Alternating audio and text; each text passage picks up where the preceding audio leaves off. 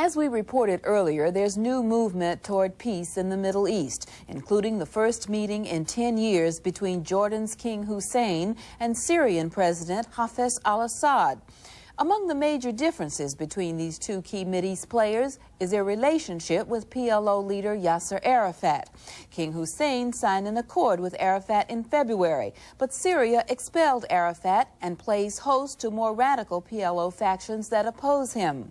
Who proves to be the more powerful force may determine the fate of Arafat, now fighting once again for his political life, as we see in this report by the BBC's Gavin Hewitt. These strips of plastic are homes of Palestinians. They have lived this way for nearly 40 years, either as refugees under Israeli rule or scattered throughout the Arab world. They are at the very heart of the Middle East problem. It is their tragedy which gave birth to the PLO.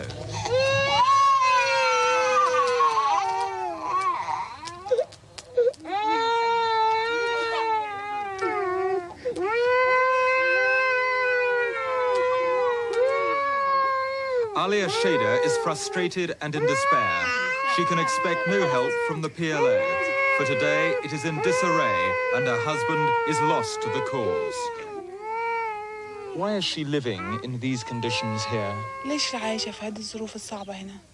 ايش بدها اسوي؟ جوزي محبوس، وايش بدها اسوي؟ She says, what can she do? Her husband is imprisoned and that's why. Why is her husband in prison? ليش جوزك محبوس? بيقولوا قالوا المنظمة. She says that he was charged with being a member of the PLO. What is she going to do now? How is she going to look after her children? ايش بدك تعملي هالقيت لما مع اولادك وإشي؟ ايش بدي اسوي؟ التوكل ربنا. What can I do? I'll stay like that and wait. The Palestinians are used to waiting, but never has the PLO, which most of them support, been so militarily weak and politically impotent. In recent weeks, PLO chairman Yasser Arafat has been in orbit around the Arab capitals, attending a succession of crisis meetings.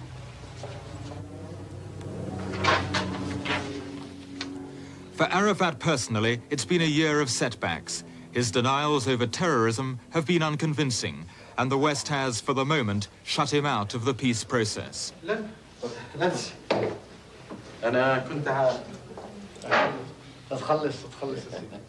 Inside his private office in Amman, he meets with his inner circle.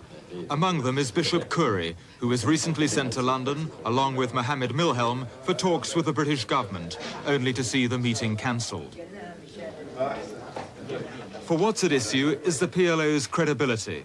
For while Arafat dispatches his ambassadors of peace, men like Abu Jihad, the PLO's military commander, is waging war against Israel. Arafat is being told by Arab leaders that killing and talking isn't working. Has the policy of a gun in one hand and the olive branch in the other, has that policy failed, do you think? No. The world finds it very confusing. No, at all. Is not the world saying, who is the real Mr. Arafat? Both of them. Because I am carrying the olive branch and the gun to protect this olive branch. In 16 years, Yasser Arafat built an army of fighters and saw the PLO recognized as the voice of the Palestinians. The world was undecided. Was Arafat a terrorist or peacemaker? But wherever the Middle East was discussed, the PLO could not be ignored. That may be changing. The PLO's present troubles can be traced back to 1982, when the Israelis drove them from Beirut. Their departure was triumphant. The might of the Israeli army had been resisted for 86 days. In retrospect, it marked the collapse of the PLO as a military force. Mr. Chairman, since Beirut, you have effectively been on the run. Your fighters have moved from here to there. Has that not been Israel's success, that they are effectively denying you a base anywhere? It is you who... It is true that we lost our base in Beirut, but they lost the war. But you've been moved further and further away from Israel. Never mind. But it's important, isn't it? Not to forget, It is a part of our. It is a part of our struggle. It's not a picnic. In fact, it was a disaster, for after Beirut and later Tripoli, the PLO was dispersed to the four corners of the Arab world. Tunisia, 1,500 miles from Israel, became their new headquarters. Most of the 5,000 fighters were sent to desert camps in Algeria, Iraq, North and South Yemen, and Sudan. They were now further away than ever from the Palestinians living under Israeli occupation, the very people they were supposed to be liberating. Since 1967, 800,000 Palestinians on the West Bank have lived under Israeli rule, and in the Gaza Strip, there are over 500,000 more. With the PLO in crisis, there is a new sense of hopelessness.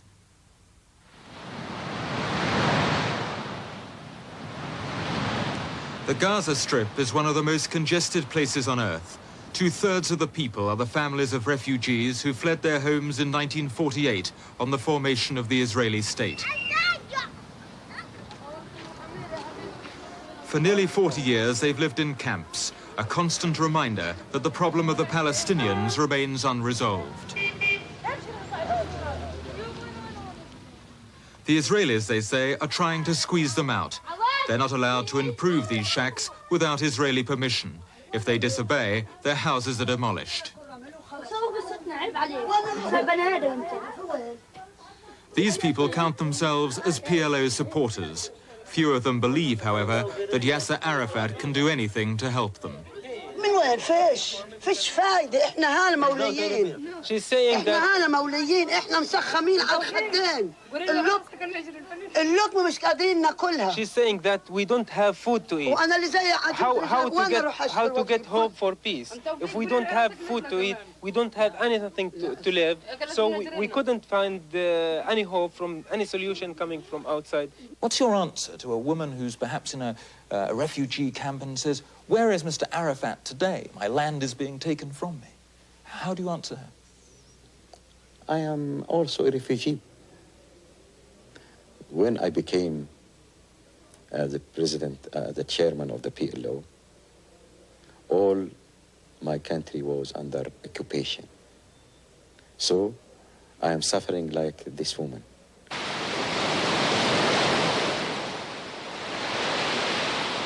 Even though the Gazans want an end to occupation, many have become dependent on Israeli society.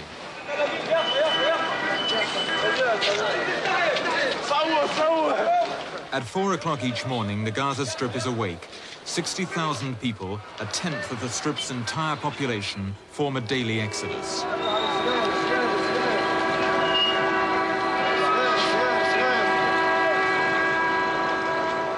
Thousands of buses and taxis head north, where the Gazans carry out the menial jobs in the Israeli cities. The echoes of Soweto are unmistakable. The Gazans are not allowed to sleep in Israeli areas, but must return to the Strip each evening.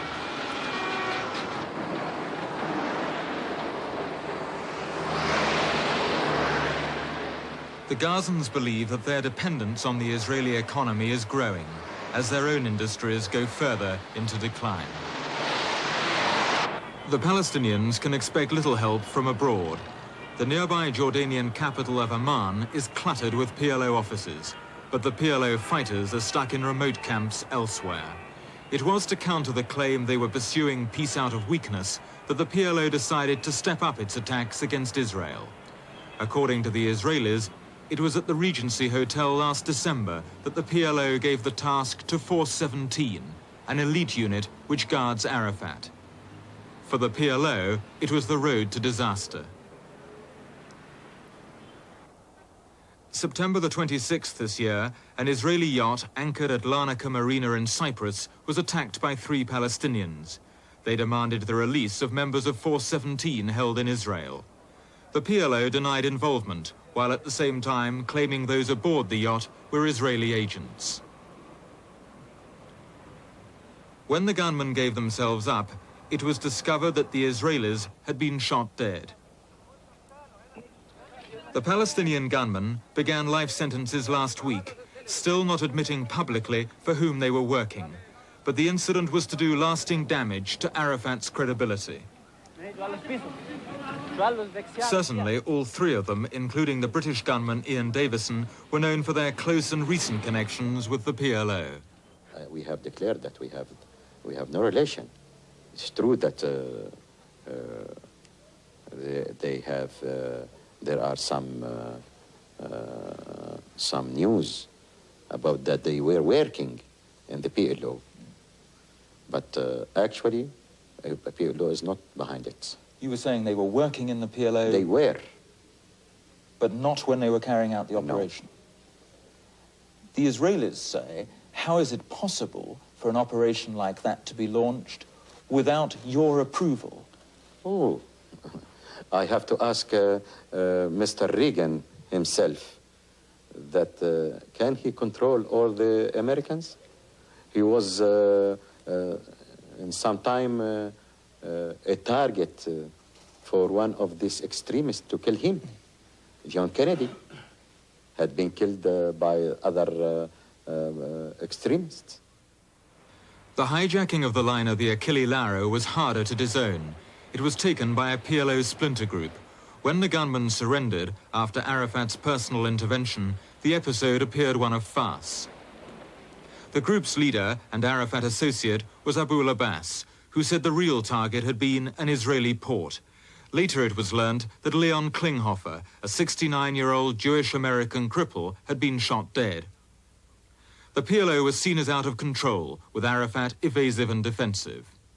Instead of thanking the PLO and thanking the Egyptian government, because according to our coordination, we succeed to safeguard 400 the crew and the passengers of this ship, Italian ship.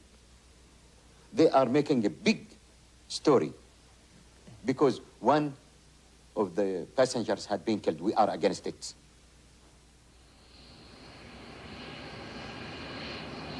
The PLO had played into Israel's hands.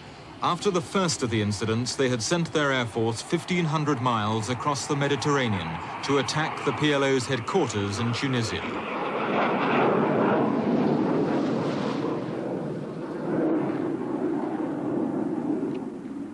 The PLO complex was destroyed. Arafat narrowly escaped.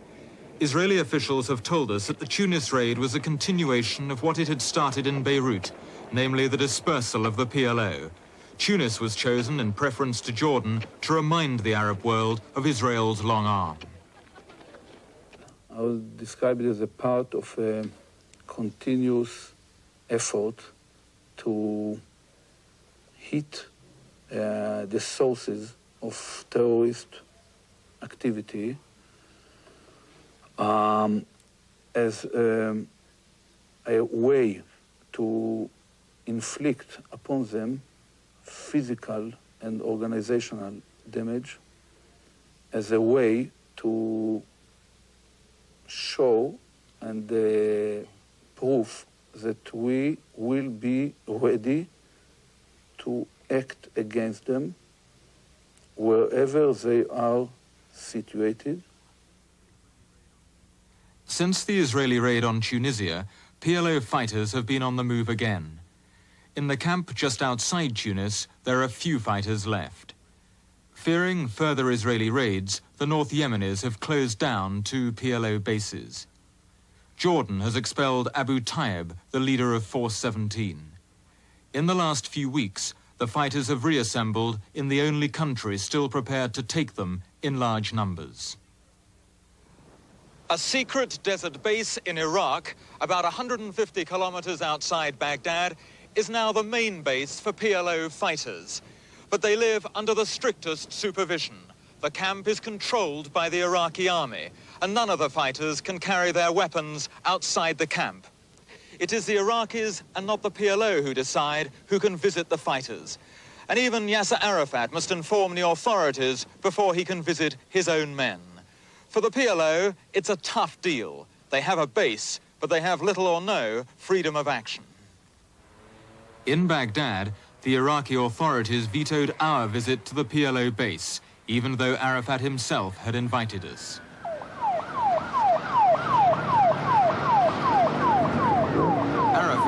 as he travels through the streets, is given all the noise and attention of a visiting head of state.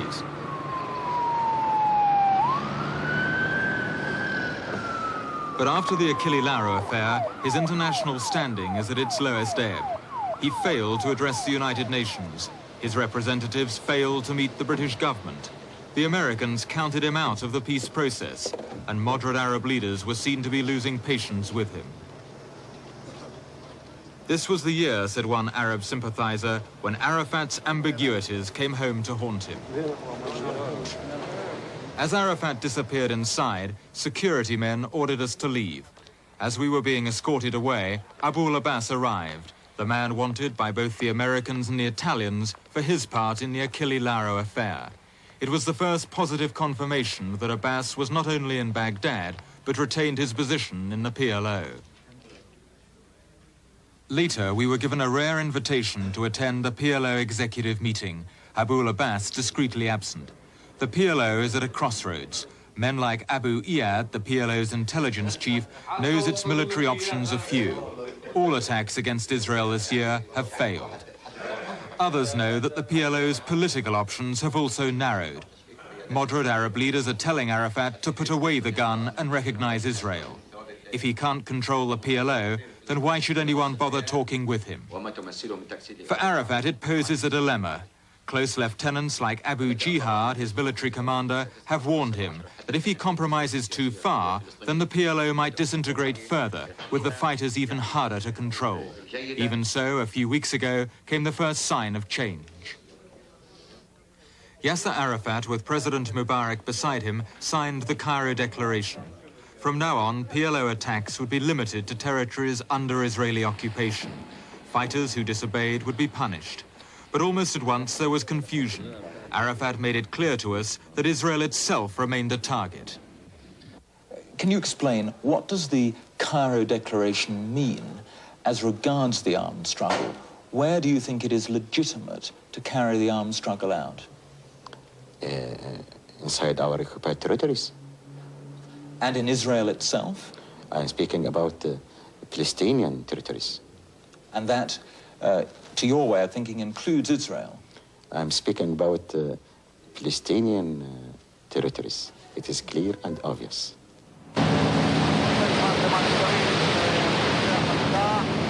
The difficulty for the PLO is that Israel is a fortress state with the most powerful military machine in the Middle East.